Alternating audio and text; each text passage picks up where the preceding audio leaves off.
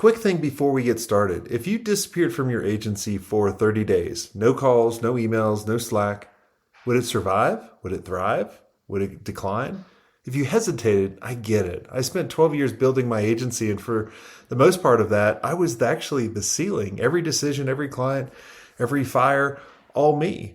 I wrote a book about what actually needed to change. It's called Operator to Owner, and it lays out the 5 identity shifts every founder has to make to stop being that bottleneck. So go to operator2ownerevolution.com. That's operator2ownerevolution.com and grab your copy.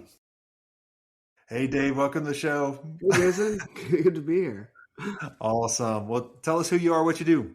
My name's Dave. I'm the CEO and founder of MetaJive. MetaJive is a full-service digital agency specializing in digital apps, longer, more complicated digital products, and websites. And awesome. We're getting into. And you've been doing it for how long? Oh, I've been doing this for 22 years. I built my first professional website for 2 snowboards when I was a junior in college. Nice. And so what was kind of the evolution? Like, if you kind of take yourself back, when did you really figure out you had a real business?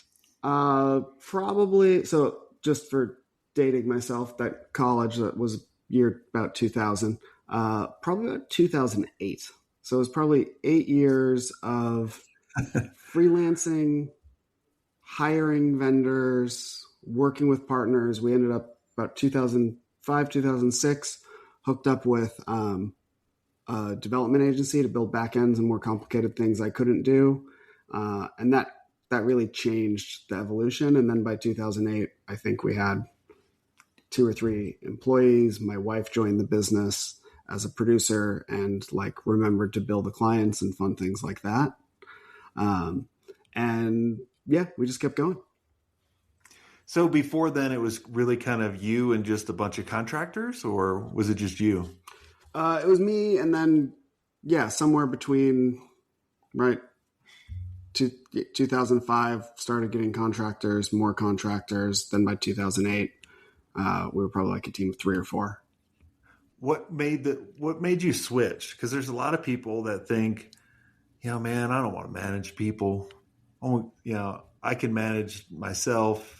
Barely, I'm making good money. I want to kind of do it all. But what was that changing point? What was that evolution you had to go through in order to start bringing on a team? Yeah, I think it definitely is a mental switch. I think for me, it felt very natural, and it was about stability, and it was about going, okay, it wasn't about managing the people. It was knowing I could take care of the people once you're there, because you don't want to, you're in a project-based world, project-based business, and you got to take care of these people, rain or shine.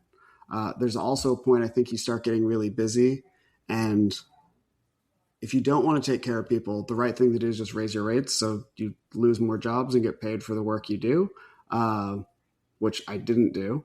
And then you just find yourself working all the time, and you're just welcome for help, anything for help. Mm-hmm. Yeah. I mean, there's multiple things I know I struggled with. Obviously eventually you got over 8 figures and you've sold the agency since then.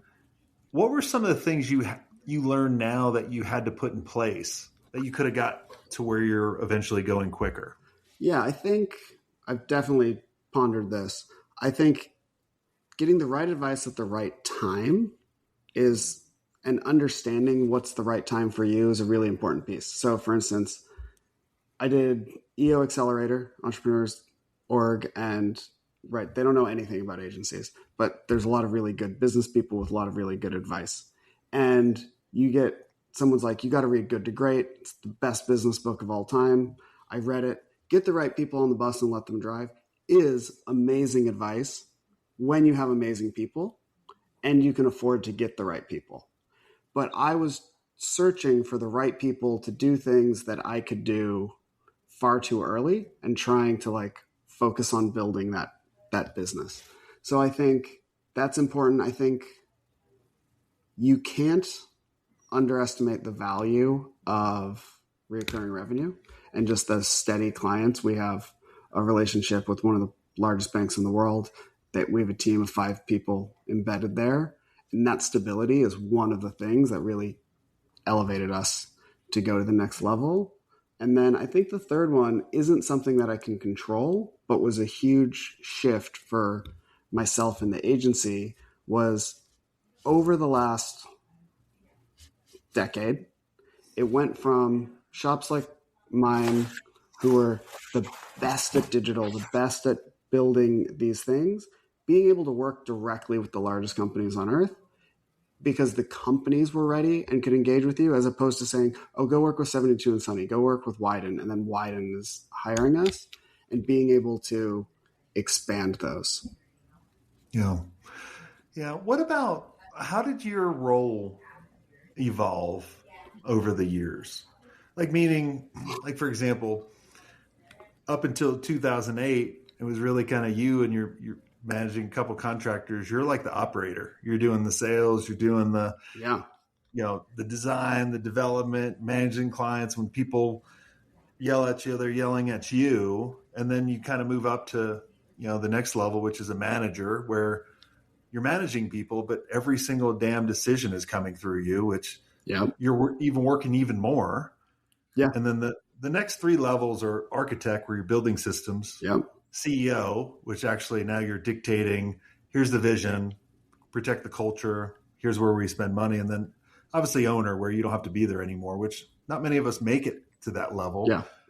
How did you evolve through those stages? Yeah, slowly and painfully is the honest answer. I think I was trying to get to owner. Again, a lot of this was EO advice, where you're trying to get to owner way too early and build the system, or even just get to architect. And again, if you don't have the right people, and again, I think I was trying to force the wrong people into the wrong seats, or have a role that wasn't really justified in the business. Like, it just didn't make sense to do that. So I'm definitely in between architect and CEO right now. I still am really involved in the business. I think the 2 biggest pieces for me, and again, a little bit of context, I love the craft of design. I would spend all day working on business strategy with clients, figuring out how we're going to do it, making sure that it still looks good, operates good, the build is right, has all the quality. So it took me a long time to pull myself out of the work, half because I loved the work, and half because I really, as an agency, right, your work quality is everything. And there's certain agencies, like I could tell you the guys at Jam 3, they poured every cent back into their projects to make sure they were the best that they could be, and they built just an absolute amazing business. I think there's a balance that you have to take there, and as you evolve through that, the biggest unlock for me was hiring my executive creative director, because the other thing, and maybe it's ego and maybe it's well deserved, but I thought very highly of myself as a creative director, as a collaborator. So for me to really relinquish that, I had to get someone who was actually incredible. And I was super lucky to find the right person. I find,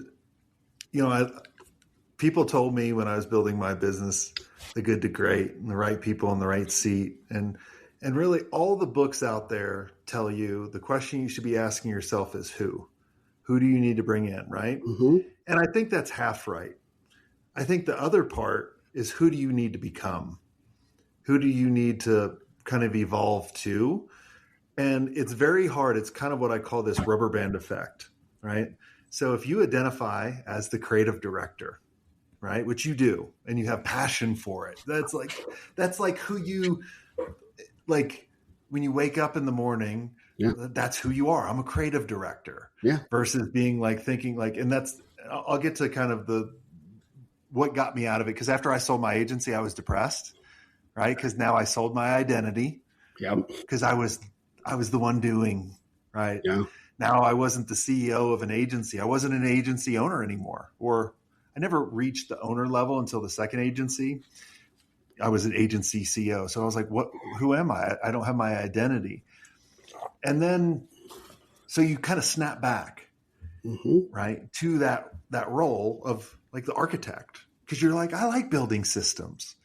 And that's perfectly fine too. I always tell everybody, not everyone has to be an owner. Not everyone has to be the identity of the CEO. But if you know that, right, and then you can evolve whenever you want, or you can stay at that level. Yeah. Because I've always told everybody, create the agency that you want, that goes around you. Like, why would you want to create an agency for someone else?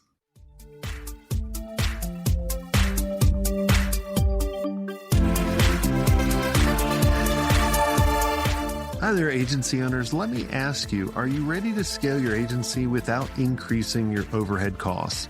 If yes, then you need to know about E2M Solutions. Now, E2M is the #1 most reliable white label partner for agencies. They specialize in web design, WordPress development, e-commerce, SEO, and content writing.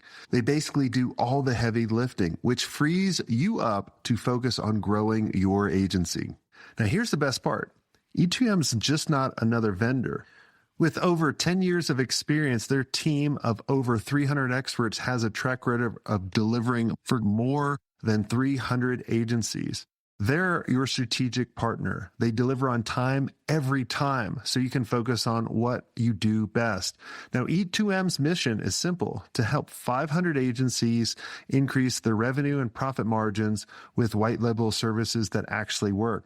And to help you get started, they're offering a special deal, 10% off for the first 3 months, but act fast because it's only a limited time offer. So head over to e2msolutions.com/smartagency to check out their transparent and their flexible pricing. Trust me, if you're ready to grow without burning out, E2M is the partner you've been looking for. That's e2msolutions.com/smartagency. Go check them out and tell them Jason Swank sent you.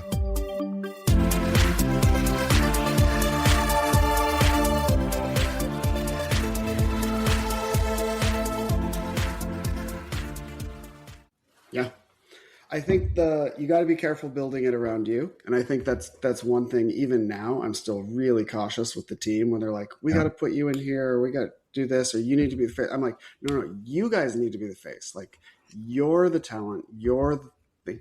And maybe it's ego, maybe it's right, which is a big piece of this, is you have to get around to a place where, like, I'm excited about building the machine and building the systems and building the culture and building the company.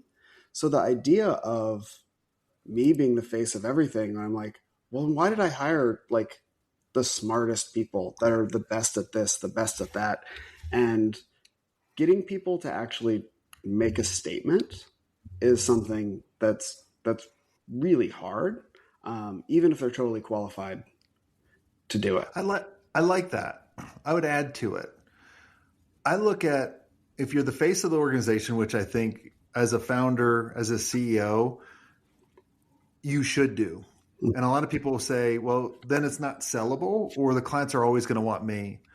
Well, then that goes to another system, right? Because the business is sellable. You sold, right? For a good amount. So congrats.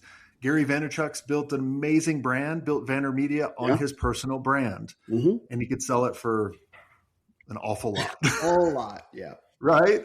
So, but where we have to kind of put on our architect hats or our CEO leadership hats is when our team comes to us for things going, hey, you need to go do this. Then what I did is I had to architect things going, all right, how can I give them the stuff that I know? Because I had a big ego a long time ago. I'd be like, no one's better than me. Like, you have to think you're the best, or you can't become the best. Yeah. If you don't think you're the best, why is anybody else? So I had to have an ego back then. And so then I would go, what makes me different? It's all my stories I know and the things that I've helped out with. So how can I transfer my knowledge and the stories to my team? Or how can I put certain frameworks? Like, I always talk about the 1-3-1 method, where it's when someone comes to me for a problem, I'm like, all right, cool. That's the problem. That's the one. What are 3 things that we possibly could do? And what do you recommend? You do that enough, they're going to stop fucking coming to you, because they're like, Jason's just going to do that 131 witchcraft shit on me. And then, right. And then you just do it and you build these layers. And especially with AI now, think about how much knowledge transfer we can give to AI to give the ability for other people on our team to make decisions. Or how are they using AI to make themselves better versus a lot of the people are like, they think AI is just going to ChatGPT and like chatting with it. But how could you take your mind, all the stuff you know, that's what we've done. Think about, I've been doing this podcast for 13 years. I've taken all of that, all those transcripts, all that data, all that stuff, fed it into the models. Yeah. Right? It's amazing. I mean, I'm really deep in AI now.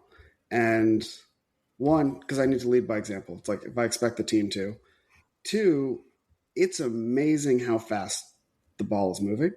And it's daily still picking up speed. I was at Profound, if you know them. So they're kind of the lead AEO, GEO, whichever acronym you like, agent tracking tool. And it'll tell you how many people came to your website from there. It'll tell you what you're ranking for, what you can optimize, all of those things. And it's really a premium tool. They had a conference last week in San Francisco called Zero Click. And I think the Zero Click name is really interesting because they also just launched their own agents. So they can have things, you can set them up to run all the time, update when you need people in the loop, when you don't need people in the loop. They have a partnership with Webflow. You can port stuff straight into Webflow via MCP. And some of the stats, so G2, the kind of like B2B software listing service, they gave an incredible presentation. And the two stats that stuck with me were 44% of whether it's professional services or B2B sales start with a chat. So whether that's, Anthropic, Gemini, ChatGPT, it starts there. 44% of them start. 90% of deals close with someone on the short list from day one. So basically, if ChatGPT doesn't think you're in the top 3, 90% likely you're never getting in there to even get a shot at the deal or close it. And then the other stat that I thought was wild, and this is the MCP thing where, right, like the agents can go do things themselves, is 20% of Stripe's signups today happen through MCP by agents with no humans. Yeah. No, it's dramatically changing. And for, it's kind of like a lot of agencies have come to me and be like, am I going to be replaced? I'm like, well, it depends. Right? Like if you think about when the internet came out, like I started my agency in 99, right? And the internet was just getting going. Well, there was jobs created that we've never heard of. Web designer, web programmer, right? Like webmaster. Webmaster. Oh, yes. The webmaster. Love that title. But like, it's the same thing with AI, right? The cool thing about AI is there has to be a director to it. And that's where the agencies come in. Yeah. Right. Because someone's always going to there's going to be certain people like me that I don't need an agency. Mm-hmm. I don't. Like, I can go out and do it. I like geeking out on this shit. That's perfectly fine. Is that the majority of the world? Hell no, it's not. No. It's like a 0.0001% of people that could want to do that. All the other people, they're going to want to talk to people. Hey, here's my problem. Go do it. Right.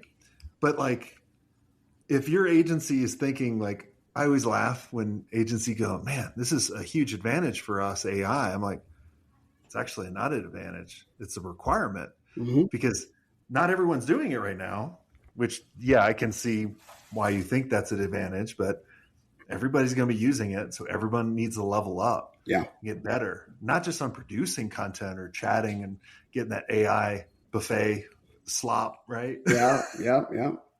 I think building the systems, building the talent around what it is, and actually that architect role is actually really important in deploying AI. And I have this balance when I'm talking with the team where 50% of it is like, I need to make sure I'm not scaring them. And they're going, I'm just out of a job and we're just going to automate X, Y, and Z. And the go-getters, the people who are the makers, the people who are excited to go, oh, now I can do this. Those are the people who I think are really going to exceed. And I think the agencies that are going to evolve to have teams of orchestrators are going to be the incredible ones. And I think I read a really interesting article headline the other day and it said for software, the floor has been raised, but not the ceiling. And I think we're taking on initiative internally, and I'm trying to keep it to a really small team to kind of, if you know, harvest and forecast, really well adopted, good software, but also not incredibly complex. I think I've looked at it 100 times and said, like, we should just build this because we pay for this every month, and you could build it very easy. And we can build it. And I'm going, let's take this as a tool. And there's also 2 or 3 key features that I really want that I've talked to them about numerous times. But they have that 37 signals model where they just have a bunch of subscribers and money's coming in. And maybe they have a software development team, maybe not anymore. But I go, let's build it. Let's get the features. Let's have Claude start everything, put it in the Figma MCP, and let's get it there to that 80%. And then let's use what we're world class at to get it to 100%. And then let's do the same for the code framework and the front end and figure out how we can deploy it. But let's make sure we can really like make this something that we'd want to use. And there's like 10% of me that goes, if we spend enough time, we could easily just market it and figure out how to sell it. And maybe we get there, maybe not, but it's just a really good experiment right now to go like, how far can we push the agent to do the work? Here's my thought. I like that. And you could definitely be the Lamborghini to the Ferrari, right? If you've ever heard that story of Lamborghini going to Ferrari, hey, you should do this. And Ferrari kind of poo-pooing on them. And we're like, well, fuck it. I'm going to just go do it. Myself. Yeah. Right. Yeah. And I think that's an option. But I also think, like, how much is that going to increase your business? Right? Like if you're using it as, because I see a lot of agencies doing this. They'll be like, you can build anything now. Yeah. That's the most amazing thing. We're creative, we're innovative, we understand process. So we could literally build any software we want. Yep. Which is very dangerous for our time management. Yes. Of going, all right, well, cool. If we're going to put all our energy here, I mean, you're going to learn from it. You're going to learn a lot of mistakes and be like, all right, how can I do this to other things? But what if you actually started putting that into other things that, like solving other business challenges in the business rather than, time reporting or whatever it is. I'm not saying yes or no or whatever. And I'm thinking of this as an R&D project for the learnings to take to other things. So we already have agents operating in the business and running automated time tracking, reporting, running. Like, we don't need to take this on. I think it's big enough and small enough at the same time to really go like, what's the process to start with nothing and prompt a net new file with Figma in through the MCP and then make changes and make sure it knows you actually change things and then deploy those through the process. And it's just, again, like, I don't think this is a big project. This isn't incredibly important either. So we're going to put client work first which always takes priority, which always pissed me off and cost me millions later on. You either need to budget it and treat it like client work, or you need to. We created our CMS, our email marketing software, and e-commerce software in 2001, and then we kept having clients ask for different things, and we can never. And this was drag and drop CMS back then. Yeah, that's right. Like, impressive just, back then. Yeah, I was like, oh, this could have been Webflow. Yeah, could have been all of it. Yeah, my buddy sold Pardot maybe Yeah. 6 years later for like $100 million. And I was like, and he was even profitable. I was like, man, it's like I Could could have been there. have been there, yeah. But that's a different mission than being an agency and building a product and It is, getting it people is, and right? marketing So that. I want to talk a little bit about how are you giving the power to your team on AI and getting them over to the scared part, because how I look at everyone on your team, those 5 roles I described, Hmm. those could be everybody too, right? Yeah. Those are operators in your company. How do I get them to a manager? How do I get those managers to architects and up, right? Those are the people I'm looking for, not the ones that are happy at project manager for life, Yeah. right? But what I find is a lot of the agency founders are hoarding AI to make them better, but Yeah. they're not releasing it to their team or making their team or putting the right people on the team that are experimenting with it too. So now it becomes like this incubator Yeah. of all these people. Like, how can we make everyone in the company better, not just the owner better? Does that make sense? Yeah. And I see that because I think I have a goal of exactly that, of making sure everyone is AI enabled. And sometimes that means, okay, right, everyone on my team has access to ChatGPT, Claude, and Gemini. So it's like whatever flavor they want, they have access for that. The development team has access to a whole suite of tools going in through that. Do they even program anymore outside of vibe coding? No, they do. They really do, and I think they're still not happy with it. But we have a whole initiative again about how do we make people better, and I think of it very different for different people, Mm-hmm. because I think to create the quality of work we do and we take tremendous pride in, vibe coding is not there. That doesn't mean we're not using AI, leveraging the tool, trying to get better and faster, but it's not there yet. So we're constantly fixing these issues. And sometimes it's easier to fix it than just go to version 43, as I just did with a spreadsheet and just found more errors. It's annoying sometimes when you're talking AI. You're like, really? Just move, like you had to just move it one place. Yes. Yes. And it took me 47 times to tell you, like, I could have just done it. Yeah, I could have Yeah. just done it. I spent 9 hours merging a spreadsheet. I'm not that good at Excel, but I think I could have made it happen.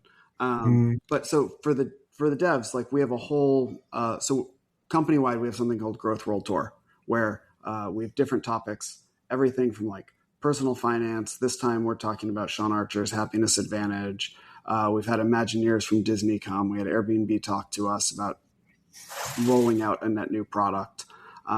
We've been really lucky to have just network come in and be willing to share what they do and how they do it.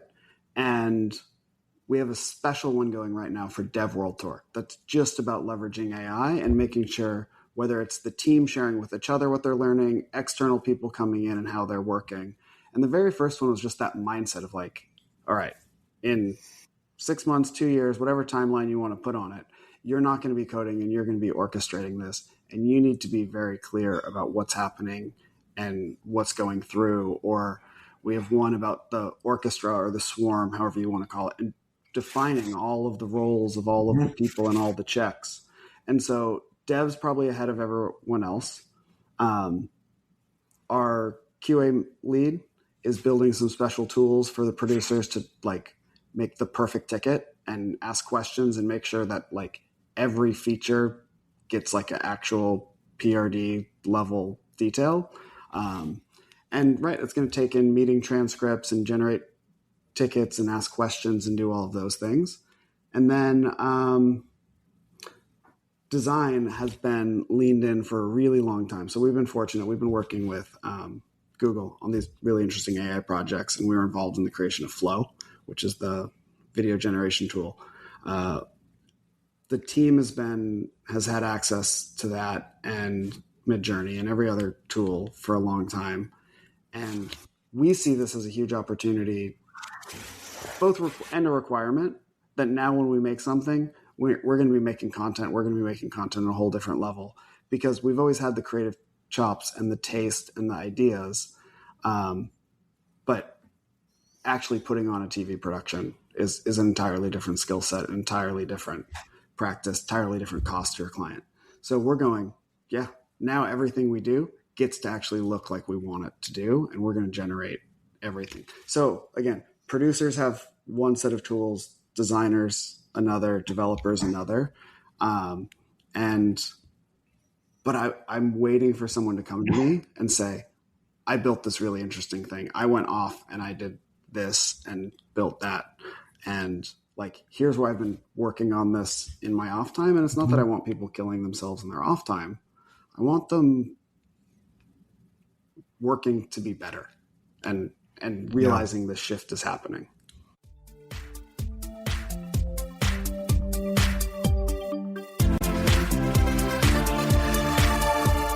Did you know that agencies are losing 15 to 30% of profit every year, and most don't even actually realize it? The usual suspects are poor time tracking, manual timesheets, scope creep, untracked revisions. One or all of them could be draining your agency's revenue. Now, Toggle's agency profit heist turns this mystery into a game. Answer a few questions about your workflow, gather clues, discover exactly where your profits are leaking, and how to fix them. Start your investigation now by going to toggle.com/smartagency. That's Toggle, TOGGL.com/smartagency. Plus, get 10% off annual plans with the code SMARTAGENCY10 at checkout. Or just mention Jason Swank sent you.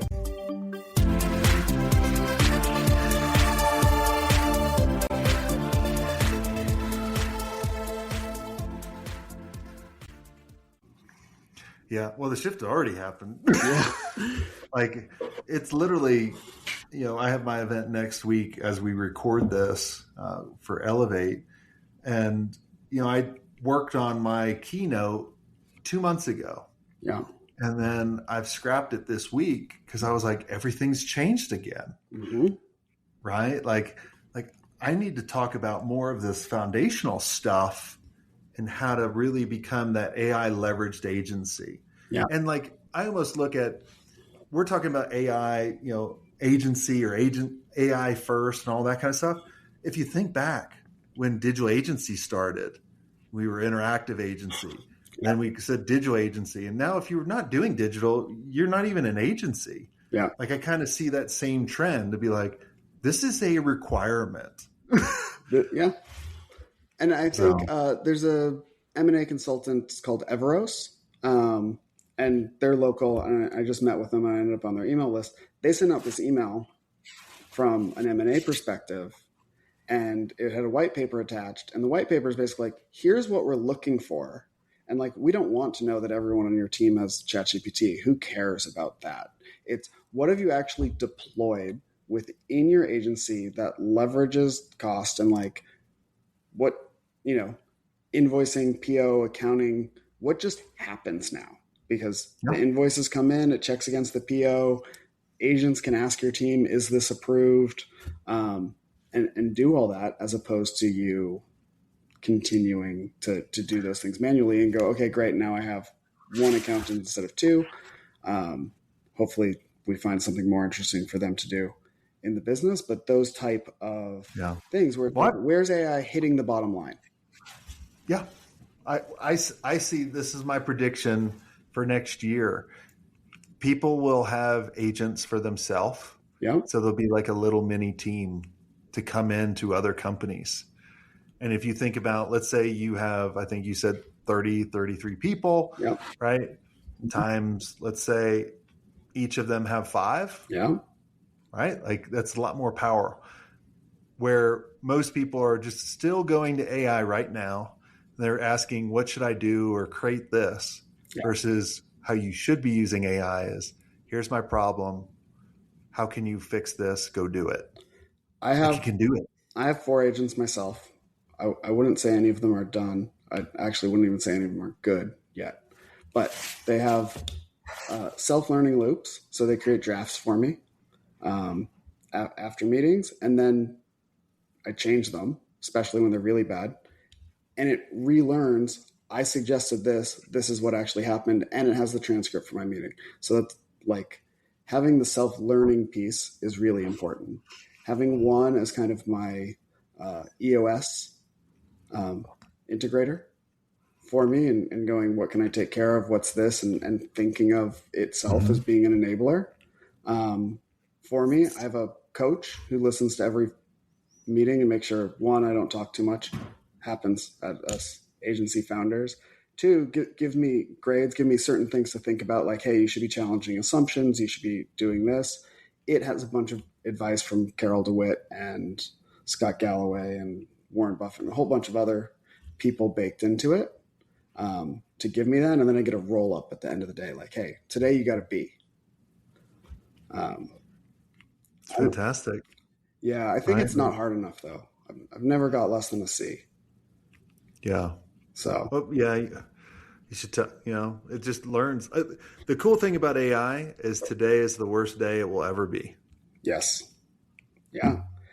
So, But again, I think, like you said, getting the team to embrace, like, even what would I want my agents to be? What would I want them to do? How can they help me? Is a shift in the mindset. well, I think it's just like managing anybody. When you're a manager, you make the mistake of managing tasks rather than managing outcomes. I think it's the same thing with AI. And I don't think people put enough time when they jump into AI to train it, right? Like one of the things I'll be talking about at Elevate next week is really kind of creating your AI operating system. It has all the context. It has exactly what you want, how you want it, the frameworks you use, the tones that people use, all the data that makes you unique. And everyone needs to create their own AI operating system to put into whatever model that's good that day versus, one model. And when you can do that, that's when you start going. That's when I created that operating system, I was like, aha, like something switched going. I was using AI just to like get AI slop because I never gave it the context it needed from, a context layer. I never gave it a decision layer. I never had a workflow layer. I didn't have all these layers that I needed in order to like I was training a regular person. Yeah. Right. Like I was like, thought just miraculously it would go do, and it doesn't. So it's fun how it adapts. I felt like I've worked more than I've ever have just trying to keep up with AI, and I don't think anybody can keep up with AI. No. But I'm excited about it, and it's a lot of fun. So, but Dave, this is a lot of fun, man. I appreciate you coming on the show. Congrats so much on selling the agency Thank and you. getting over that mark. That's a huge accomplishment. Not many people get over 1 million or 8 figures or even sell. So congrats. And for everyone listening, if you enjoyed it, make sure you subscribe. Also, make sure you check out my new book coming out. It's called Operator to Owner Evolution. So go to operator to owner evolution.com. Check that out. And until next time, have a swank day. Thanks, everybody.